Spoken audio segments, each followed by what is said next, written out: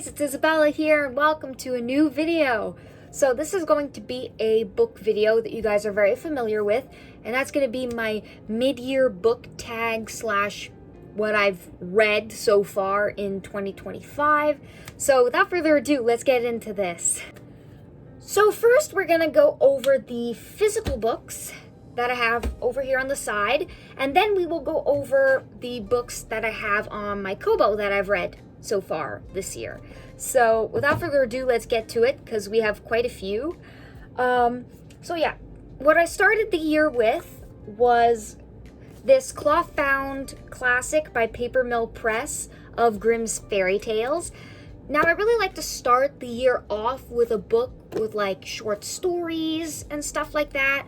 I did that last year, and so I decided to do that again to make myself feel kind of accomplished. Because if you read a few stories, it kind of feels like you're accomplishing reading a book, even though it's just a story, a short story.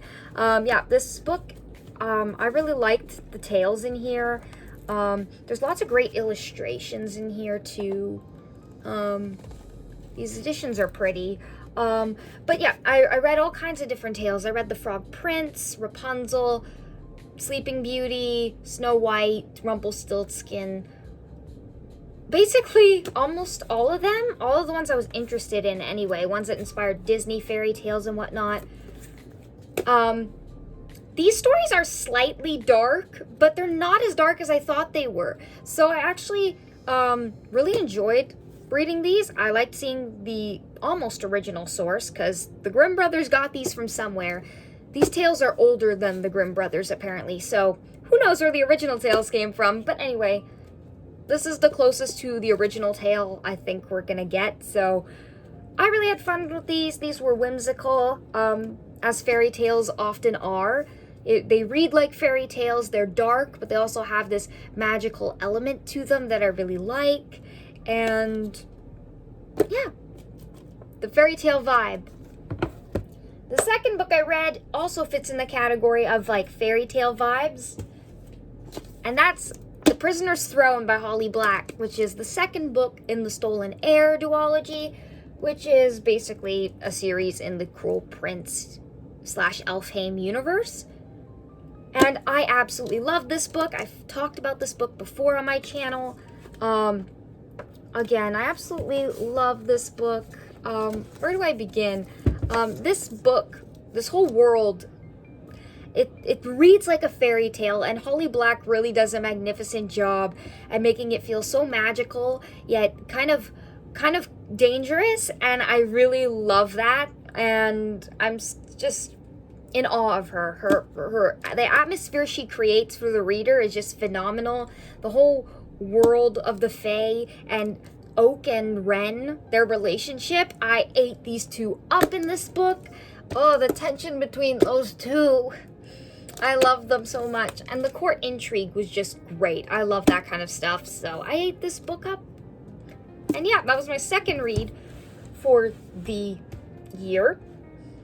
My third read was Arthur and the Minimoys by Luc Besson. This I got at a secondhand store, and this was my childhood, or at least the movie was. So when I saw that this was actually a book, I picked it up without question and wanted to read it and see the differences between the film and the book. And there weren't many differences, but there were some in like the dialogue and whatever. But overall, this definitely felt like the movies. It definitely gave me that feeling. I really enjoyed reading the story, and it's really short. It's like 200 pages, and the fonts and the words on the page are not very many. So I read this really quick, and I just had so much fun with it. It's magical in a way. It doesn't have much magic, but yeah, it has these really cool people that live in the garden, and it's got like this whole hidden kingdom, and it's like, just, I loved it. It's just a cute story, and we see the main character Arthur have to help this hidden kingdom stop a malevolent wizard of sorts. And yeah, he goes on a journey, and it's really cool. I just liked it a lot. I'm not usually a quest person, but I definitely liked this one. So yeah, that's that one. The next book I read this year was Sunrise on the Reaping. Now you guys know I did a whole video on this. I loved this book. I gave it 5 out of 5. It was so incredible. Suzanne Collins knows how to write a good book that keeps you intrigued from start to finish, but also tugs at your heartstrings. I annotated this one. Oh my god, when I saw everyone else reading this, I was experiencing severe FOMO, so I had to go buy it. And I had to pick it up mid-semester. And yeah, I read it, loved it. Another great installment in the Hunger Games universe. I loved seeing Haymitch's story and his games, and getting to see all of most of the old characters from the original trilogy back in this. It was so much fun, and the whole message about propaganda in this was excellent. I highly recommend. This book is just fabulous.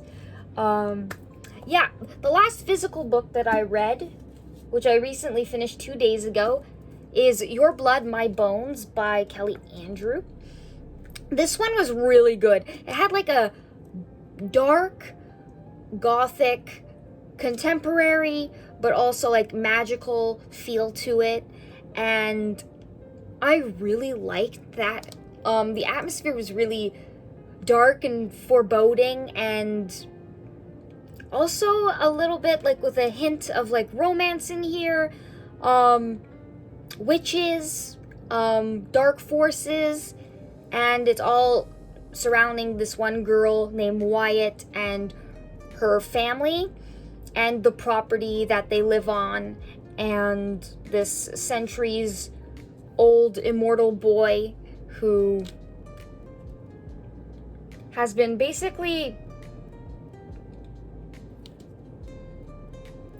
been linked to her family for a long time, and I won't reveal anything important or like spoilery, but yeah, that's basically the gist of it. I really loved this. I gave it a 4.5 out of 5, and it was so good. It might have seemed slow for some people, because there wasn't much action, but it was so intriguing. It kept me intrigued from start to finish. This author, the way she writes is really atmospheric and not too descriptive to a point where you would be annoyed. It's actually descriptive enough to where you feel like you're there, and you feel this foreboding in the air. It's just so good. I highly recommend that you guys pick this up if you like darker stories. And yeah, I had fun with this. So those are all the physical books that I have read this year. Okay, so all the books that I had digitally, I deleted off of this. So I'm going to share with my iPad instead. And the first book that I have here is The Wizard of Oz by L. Frank Baum.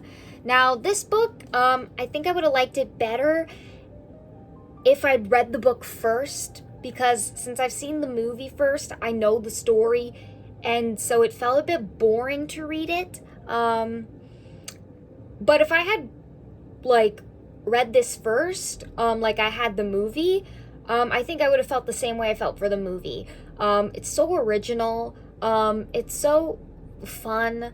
The characters are really interesting, and I love Oz. The world of Oz is so fun and interesting, and yeah, I wish I had experienced Oz through the writing instead of through the film, but anyway, the writing in here, the writing style, the prose was phenomenal. The writing back then just hits differently than the writing now. It's just so much more fluid and so much more magical. It's more interesting. It's more fun. And yeah, books are just not written the same anymore. But from what I can take from this book is that the writing is amazing. So if you're going to read this book for anything, read it for even the writing style. It's just great. The next book that I don't have physically is the sequel to Arthur and the Minimoys, and that's this. Well, this one doesn't have a great image, but Arthur and the Forbidden City, which is basically part 2. So it just continues the story from the first one, where they're going to defeat this wizard who's threatening the whole secret garden kingdom of the Minimoys, and yeah, I'm not going to spoil it. I had fun reading it. Basically, these 2 books are what make the first movie. It's basically like part 1 and part 2. It's just, I don't know why they separated it into books, but whatever. I read it. I had fun. It was great. The next book I read digitally and don't have physically is Scarred by Emily McIntyre. So this is a dark romance / fractured fairy tale, and it's basically kind of like a retelling, but not quite. And this one's based on Scar and the Lion King. So Scar is the main character, but his name is Tristan in this.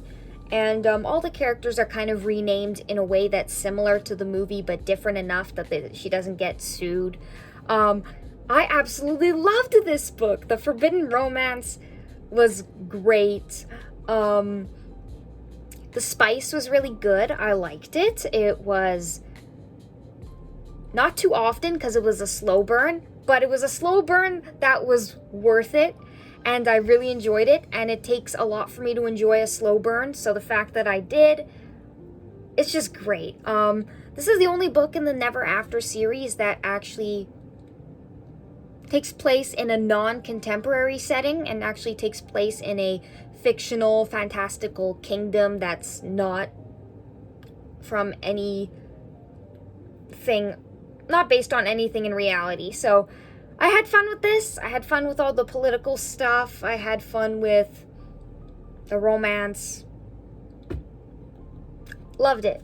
Really had a fun time. And the next one I read that I don't have with me, which is embarrassing, but I read 2 of the Bad Guys books, which are basically like for younger audiences. Only one's on my list for some reason, but I read 2 of these.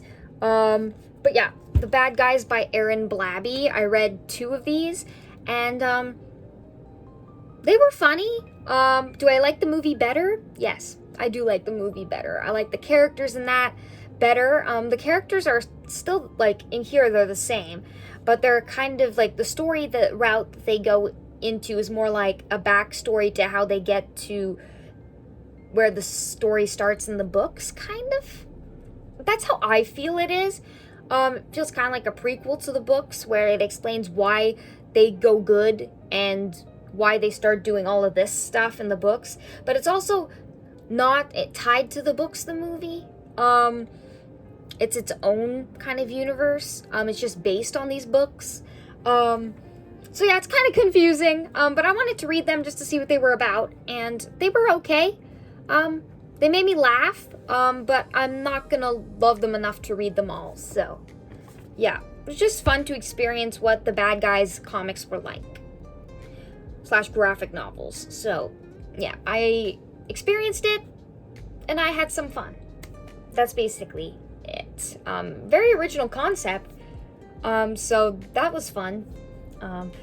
And I think the last book I have is Suddenly Super by Jen Kalanita, and this is part of the Disney Twisted Tales series, and this was so good. It's a twisted tale on the Incredibles, and basically it's like what if Violet became an agent of Syndrome, but she doesn't know that he's a bad guy, so it's I'm not gonna spoil what happens, but yeah,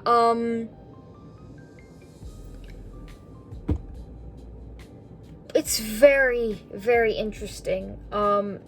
This was done in a way I wasn't expecting at all, so it was very, like, surprising, but I really liked the whole dynamic with the kids and Mirage in this. There was a really funny, kind of weird relationship there that was just kind of funny. Syndrome was also like, Syndrome and, what's the other one's name? Dash. They have a fun kind of friendship going on where they're just both like really similar, and it was kind of like, wow, I did not see this friendship unfolding. But anyway, very interesting. I liked the whole story, and I liked how Violet was very center stage, and I liked how we really got to see her have a journey of her own, which we don't get to really see that closely in the movies. So, yeah, I just felt like it went deeper into Violet and was a better way of, like, adding more content to the Incredibles universe. So if you wanted more Syndrome, more of the Parr children, you're definitely going to get this in the book. For a majority of the book, Syndrome isn't, like, a villain. The kids don't know he's a villain, but eventually they figure it out. But, yeah, I really enjoyed it. It was so, so good. So good. Highly recommend. It's one of the best Twisted Tales I've read. Alright, guys, so that is basically all the books that I have read so far in 2025. So now let's tally it up and see how much it is. So let's go to my current recently read. So we have 1, 2, 3, 4, 5, 6, 7, 8, 9, 10, 11. Okay, so 11 books. That's pretty good considering I used to read barely a book a year a few years ago. So I consider that a win. Any amount of books is better than no books. So please like this video if you guys like these book videos and want more. Please comment, how many books have you guys read this year? It could be 1 or 2, I don't care, just let me know, and subscribe for more videos on books, movies, tier rankings, reviews, everything. So, yeah. See you guys in my next one. Bye-bye.